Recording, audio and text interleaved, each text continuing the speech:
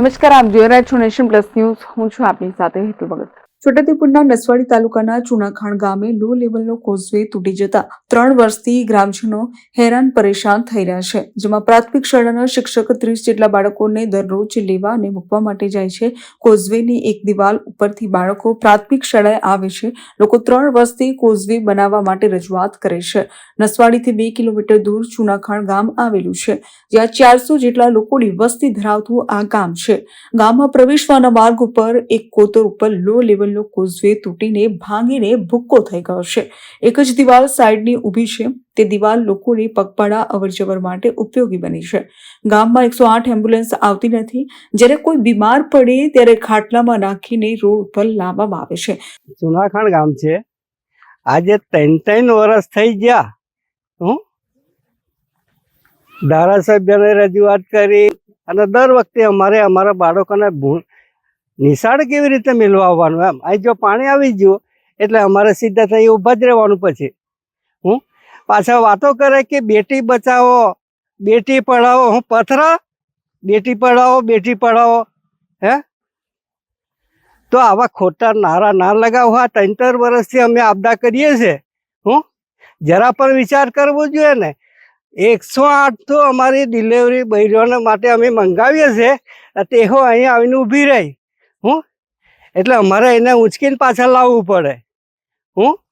અને અમારે ગાંધીનગર વાળી 108 તો એક દિવસ આવી નહીં. બોલો એ કોણે મંજૂર કરી છે? એને 108 નંબર આવી દીધો. કમસે કમ આવવું જોઈએ ને ગામમાં તો. આટલી બધી મુશ્કેલી છે, છતાં કોઈ સાંભળવા રાજી નહીં.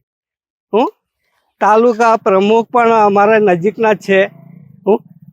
તે કોઈ આવીને ઊભા નહીં રહેતા. અને વોટ લેવાનું તો બધા દોડીને આવશે. તો એમને હમણાં જો ચૂંટણી આવતી ને તો મજા આવતી. એમને કહેતા ને ગાડીઓ અંદર આવવા દે. મારી માગણી એક જ કે આ નાળું બનવું જોઈએ. 3 વર્ષથી આજે ઝોલા ખાઈએ છે અમે. અમારે ગાયો ભેંસો પણ અહીંથી છરકતી નથી. બોલો. ગામ ચુનાખાણ અને અમારે આંગણવાડી અને સ્કૂલ બંને સામે કિનારે છે અને અમારે નાળું તૂટેલું છે. એના લીધે અમે બાળકો લાવવા પડે અને મૂકવા જવા પડે છે.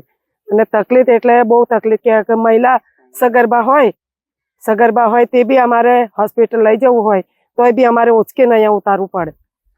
એવી તકલીફ 3 વર્ષથી 3-4 વર્ષથી કોઈ જોવા નહીં આવતું. કોઈ નહીં આવતા. આવે છે જોઈને પાછા જતા રહે છે. અને નાળાનું કોઈ કામ ચાલુ કરવાનું એવું તો કોઈ કહેતા જ નથી. શું મુશ્કેલી પડે તમારા બાળકોને લાવવા? અમારા બાળકોને મેન તો ભણવાનું એમને તકલીફ છે.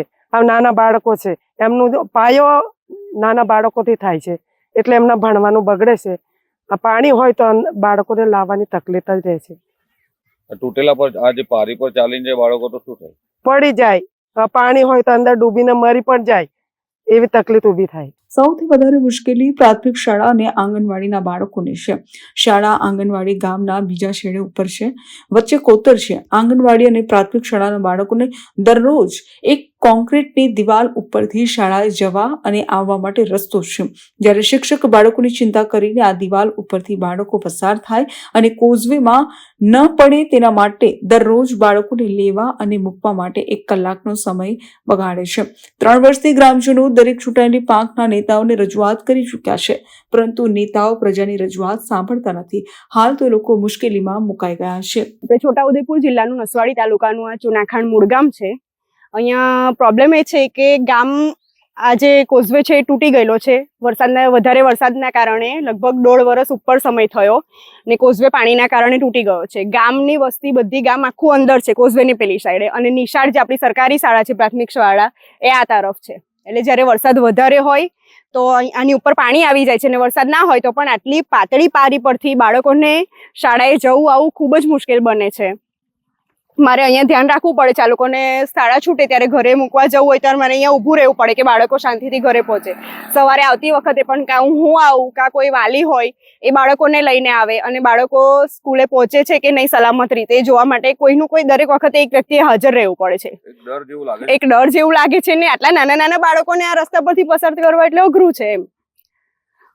શું નામ? ઘણો બધો સમય થઈ ગયો છે, તો હવે વહેલી તકે આ કોઝવે બની જાય એવી ગામ લોકોની, બાળકોની સૌની માંગ છે. Rehan Patel, Nation Plus News, Chhota Udaipur. સમાચારોના સતત અપડેટ મેળવવા માટે અમારી નેશન પ્લસ ન્યૂઝની યુટ્યુબ ચેનલને સબસ્ક્રાઇબ કરો, બેલ આઇકન દબાવો અને જોડાયેલા રહો ફેસબુક, ઇન્સ્ટાગ્રામ અને ટ્વિટર પર.